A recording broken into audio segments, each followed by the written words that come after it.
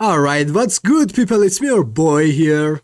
So it's been a while since I made any guide videos, and it was mostly because I didn't know what to make. Like, if I made any more guide videos, it would have been me just repeating the same shit over and over again. And believe me, I hate making shitty guide videos because I have been on the other side of the story and I know how bad it feels when you just keep running into the same shitty guide videos that are filled with horseradish and they're just there for views and nothing else. So yeah, that's why I didn't do that. However, a lot of you guys have been asking me to make a guide video on how to play hardpoint domination or even how to nuke in them. So I just decided to make a crazy, a stupidly massive and the most complete guide video on respawns as a whole for you cuties. Yeah, so as you might have guessed, I am gonna yap a lot in this video, and this video is gonna be a lot longer compared to my normal videos. So I'm gonna put timestamps on this video so you can skip to your favorite part.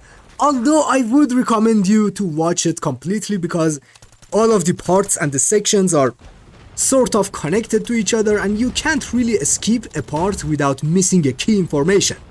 So yeah, but before I dive into the meatballs of this video, I wanted to give you guys some sort of an advice.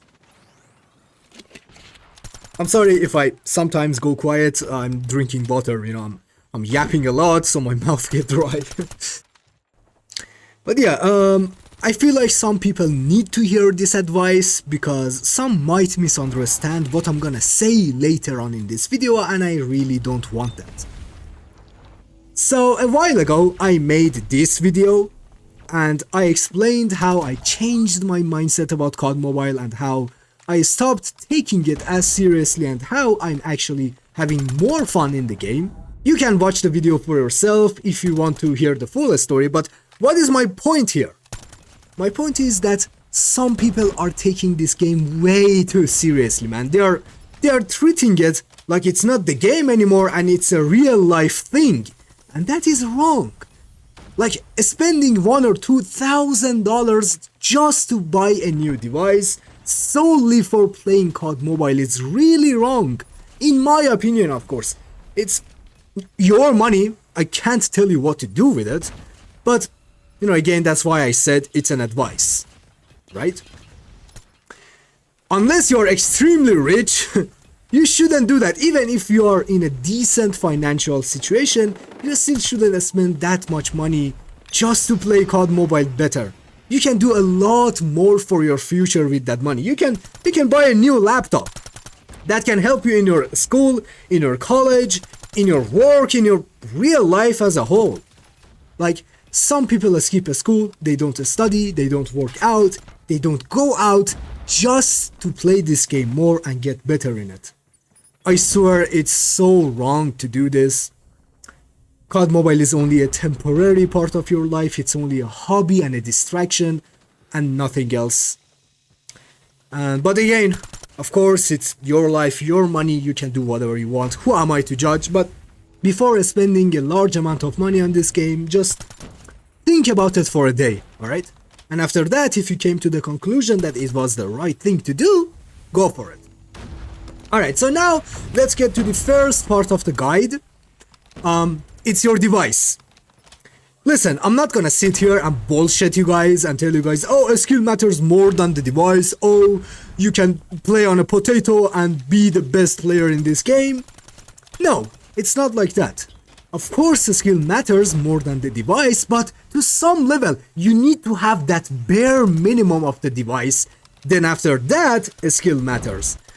And what's the bare minimum? It's 60 FPS and a fast touch responsiveness. You need these two. These two are the foundation of a device to play better in this game, for improving in this game. Okay? Like, if you don't have this, your device is physically holding you back from getting better. It's like a barrier, it's not your fault. Right? Let me just give you guys an example. Let's say you're playing below 60 FPS. In this broken meta with all of these fast time to kill guns, half of the time you can't even see how you died. Like, it's not happening on a screen. How can you even react to that?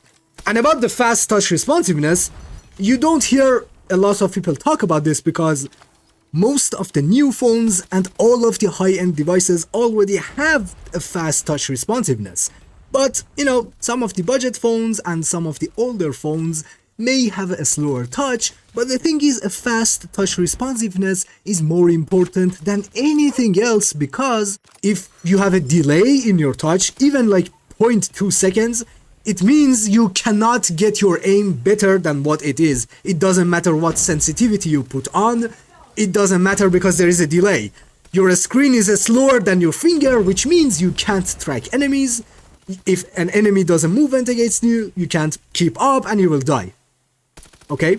Now, I'm not saying all of this in a bad tone. I think you guys can understand why I said all of that in the beginning of the video.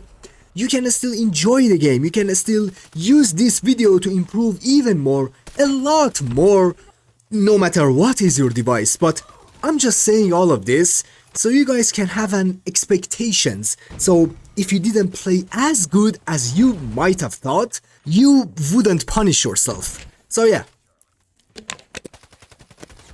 Now let's move on to the next part of this guide. It's about sensitivity.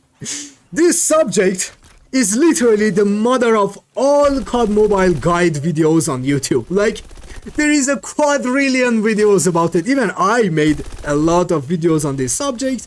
If you want to check them out, you can head to my COD Mobile's full guide playlist.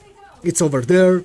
So yeah, of course, I'm not gonna really dive deep into it because, yeah, I mean, do I really need to? But one important tip that I'm gonna give you about this, you know, as a player that has been through all of these guide videos and even made some, do not overthink your sensitivity. Trust me. Having a good muscle memory for your sensitivity is 20 times more important than finding that perfect sensitivity.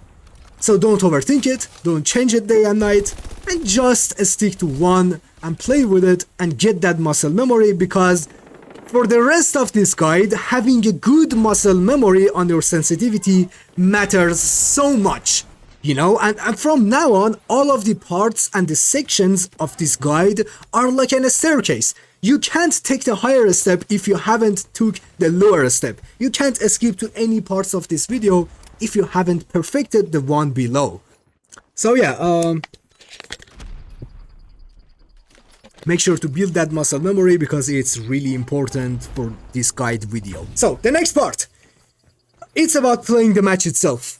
So if you're a beginner, if you are not used to playing Respawn a lot, just hop onto the match and play. Don't think about anything else besides winning those 1v1 and head-to-head gunfights. That is all you're gonna focus for at least a week of you playing the Respawn. Okay, just focus on that. Try to win those gunfights, but how? Here's the tip. Enter a gunfight. Always enter a gunfight with having an advantage over your enemy. Don't even go into a gunfight on an even playing field. No, you don't want that. You never know how skilled is your enemy, or what a gun is he using, or if his gunsmith is better than yours, so you don't want that. So always enter that gunfight with a huge advantage, and you might ask, well, what are those advantages and how to gain them? Well, the most common one and the most effective one are head glitches. Literally the best advantage that you can gain over your enemy, because you are gonna be extremely hard to kill, especially if you're shooting back at the enemy, which means they're gonna get hit flinch, so it's even harder to kill you, and at the same time, they have all of their body parts visible, so it means that you can kill them even more easily. So yeah, always remember to do that, but make sure to never camp on a head glitch a lot.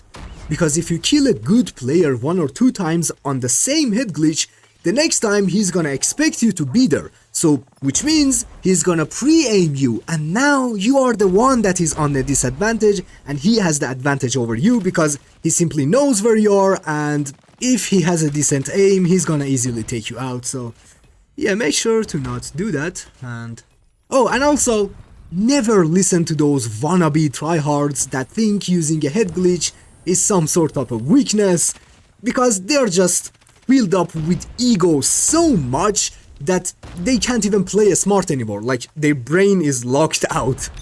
So it doesn't matter if they have more gun skill than you. If you outgun them on a head glitch, it means you're smarter than them, and it means you're better than them, even though they're not gonna accept that. Like, I cannot tell you how many times I have nuked these kind of players because their ego didn't let them to accept one single fact, and it's that they couldn't win a gunfight against me when they were on a disadvantage. And you know, a part of being a good player is that you need to accept that you are not so much better than everyone else that you can't just peek everything and everywhere and win every gunfight. Even I know that. I know my limits. I know I can't just push my enemies brainlessly and win every gunfight. That's not gonna happen.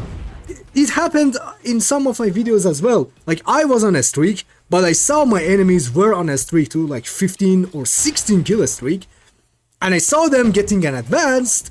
So you know what I did? I stick to my power position, I stick to my head glitch and my advantage. He egoed up because he had an advance, he thought he can kill me, he pushed me and he died, and I nuked him 2 kills after that. Okay? Or the other time, when the enemy was like on a 14 kill streak, this happened in a video as well, by the way. He was playing a smart this time, he wasn't pushing me, so you know what I did? I didn't push him either, I didn't ego up. I got an EMP, I destroyed his advanced, and I nuked him. It's that simple.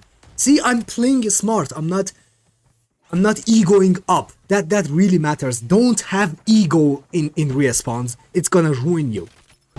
The other tip, or the other advantage, is the peeker's advantage. Now, I know most of you guys already know what it is, so I'm not gonna dig deep into it, because there are a lot of videos around YouTube as well. But basically, it's when you peek around the corner really fast, either by a slide or a jump, and then, because you peeked really quickly, you're gonna see the enemy a little bit faster than they see you. So, you know, you get that small advantage, and it's gonna be enough for you to win. You know, again, that said, if you have that muscle memory for your sensitivity. You know, after this video, just go watch any of my other videos. I do all of these tips that I'm saying. It's not bullshit, I do all of them. I'm always either peeking around the corner, I'm either on a head glitch, or I'm quickly going behind a wall and I'm peeking back, so I get that small peeker's advantage. And now we'll get to the next part of this guide, which is understanding your role in hardpoint and domination. I'm gonna explain the roles, and based on those practices that you had, you will understand where you belong. Okay, trust me, if you play enough, you will understand it yourself. It's not like that I need to tell it to you. So after you practiced those 1v1 gunfights, after you try to abuse those head glitches, you will understand your role, which they are either OBJ, a Slayer, or Anchor. There are more roles, but they are for more competitive play styles, and even I don't use them. And for ranked, it's good enough. Okay? So first one is OBJ. I don't know what is this misunderstanding in the internet that anyone that is an OBJ player is a bad player. No, it's not. I mean, you guys accept me as a good or decent player, right? I'm shit at playing OBJ. Like, I go negative KD if I play OBJ all the match. I can't do that, man. Playing OBJ takes a skill, right? So, some other people misunderstand the OBJ itself as well. They think they need to be in the point no matter what is the cost. They die, they respawn, they equip the melee, and they just run into the point with only one brain cell. And ladies and gentlemen, this is gonna get you nuked. Yes, you're gonna just feed the enemy score streaks. If you are a good OBJ player, you need to understand your surroundings, you need to analyze your surroundings, you need to try to clear the path to the point by having your gun out and shooting at the enemies, you know? try to kill 1 or 2 people, then after you saw the point is clear, then hop onto the point and lock into the OBJ. Okay? The other one is being an Slayer. Again, the misunderstanding. People think the Slayers are the better players, or like they have to just run around the map with one brain cell because, you know, they are good at winning gunfights, and they just kill everyone and they just swap the spawns back to back to back. And ladies and gentlemen, if you are one of those players, you are just a bad player. It doesn't matter if you drop 70 kills, if you have changed the spawns back to back, if you haven't helped your team to play OBJ, you are just a bad player. The thing is, I don't know why people think that an Slayer needs to play OBJ. No, they don't. A good Slayer, what they need to do is to farm a score streak like advanced UAV, napalm, cluster, and blah blah blah. And they need to clear out the point and clear out around the point and help the OBJ players of the team to capture the point. And after that, they need to protect the point as well. That is what a good Slayer does. If none of the enemies are pushing to the points, the Slayer doesn't need to go around the map. Like, why do you keep on pushing as soon as you see no one is coming? Just stay there, hold an angle, and protect the point if an enemy tried to push inside. And the other role is an anchor, but I can't explain it right now. I will do it later on, and you will understand why. Damn, this is gonna be a long-ass video. Sorry about that, man, but I tried my best to do a really complete beginner guide, you know?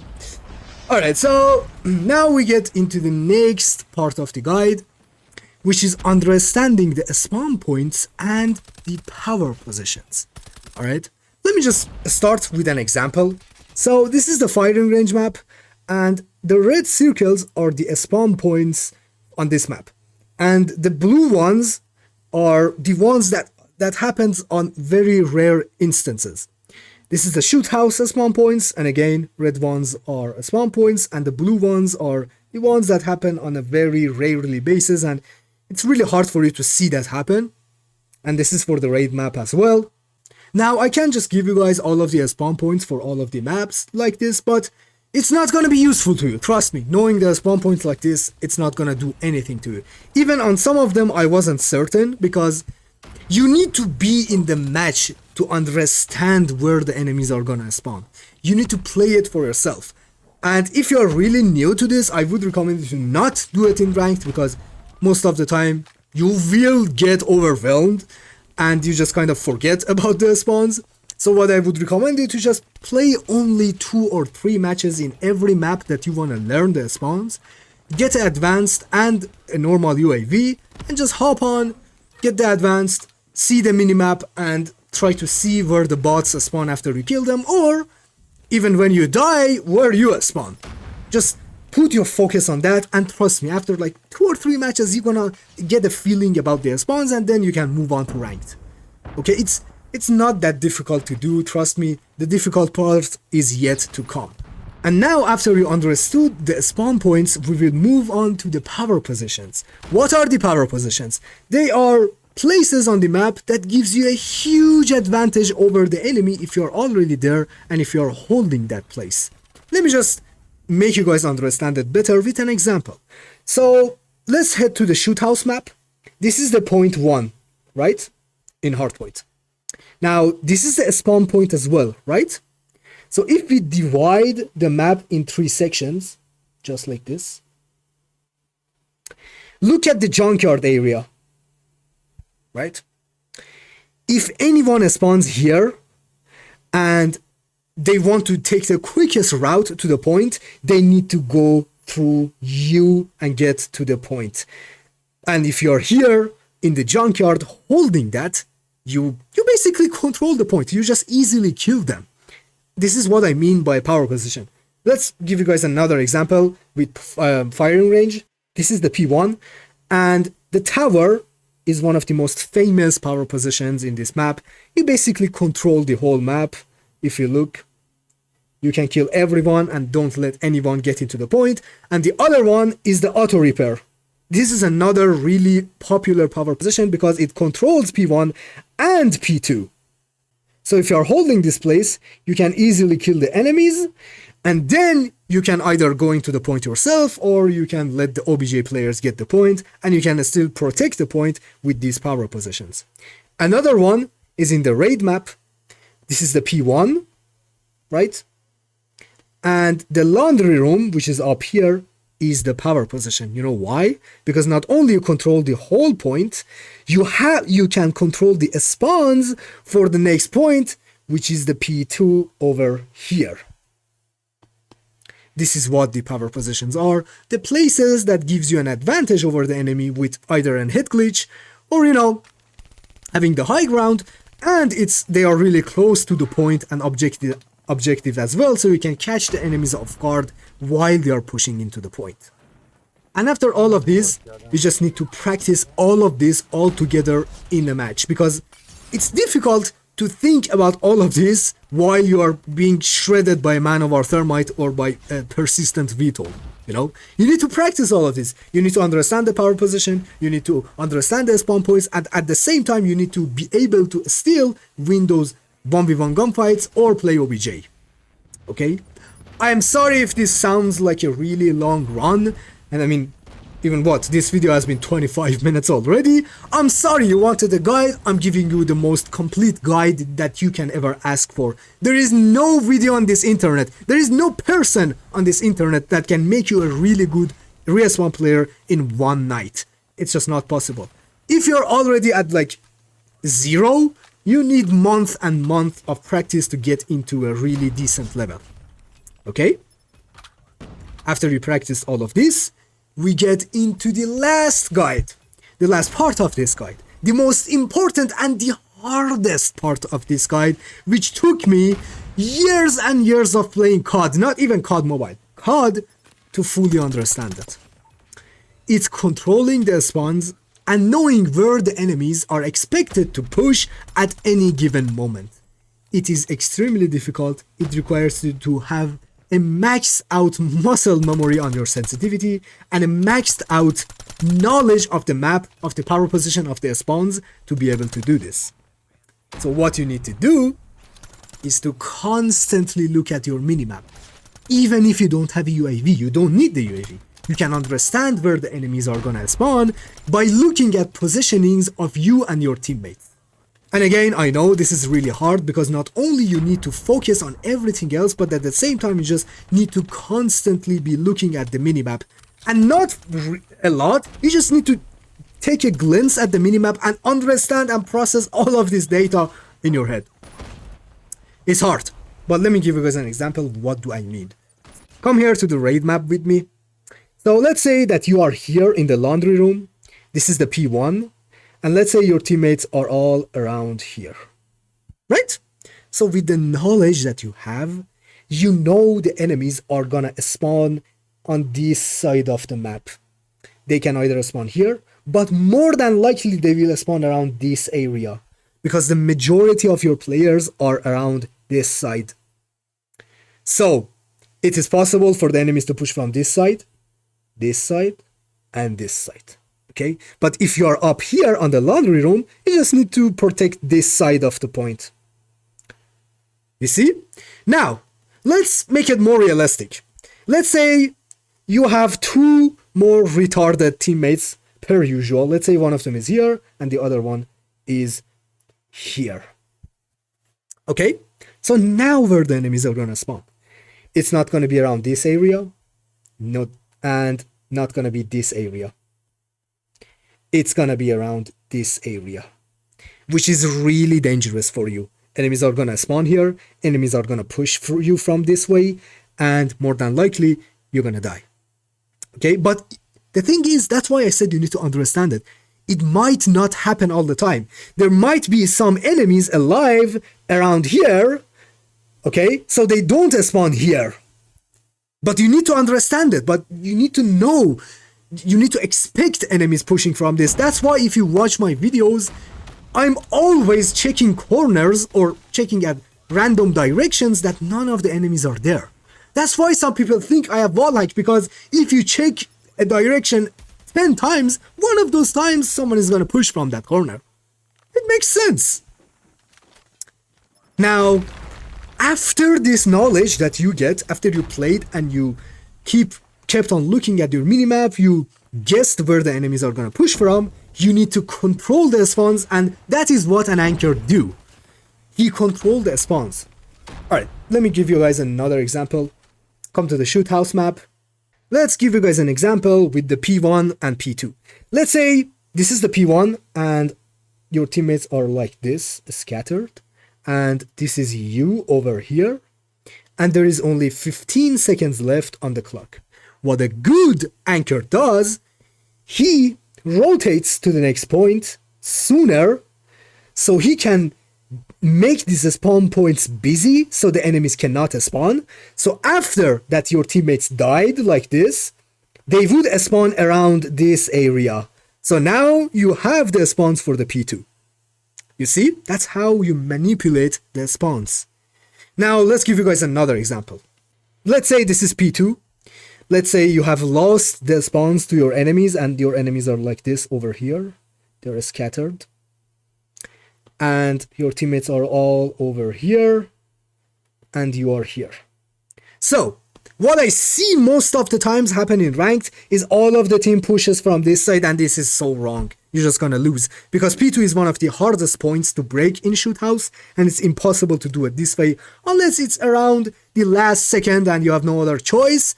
But if it's at the beginning of the match, what a good anchor does, he goes this way. He kills any enemies that are here. He pushes forward and stays here in this area for a second because you are not Superman. You can't kill everyone by yourself. And you wait for your teammates to die and spawn around this area. And now you have your teammates as your backup, and now you can push and kill the rest of the enemies and get the point. Yes, this is extremely hard. Yes, this is really confusing, but this is what you need to do if you want to become a really good respawn player. You need to understand the spawns, you need to control the spawns, just like this that I showed you. And yeah, wow, what a long fucking video, holy. I'm sorry if it was that long. I will put the timestamps and try my best to make it as short as possible for you guys, but if I couldn't, I'm really sorry for the lack of this, of me. Put it on me, I'm sorry. I hope I helped. If you have any further questions, please ask in the comments. I even make another video if the questions are too much, or I will just answer you in the comments. That's about it. Love you all, and I see you in the next one.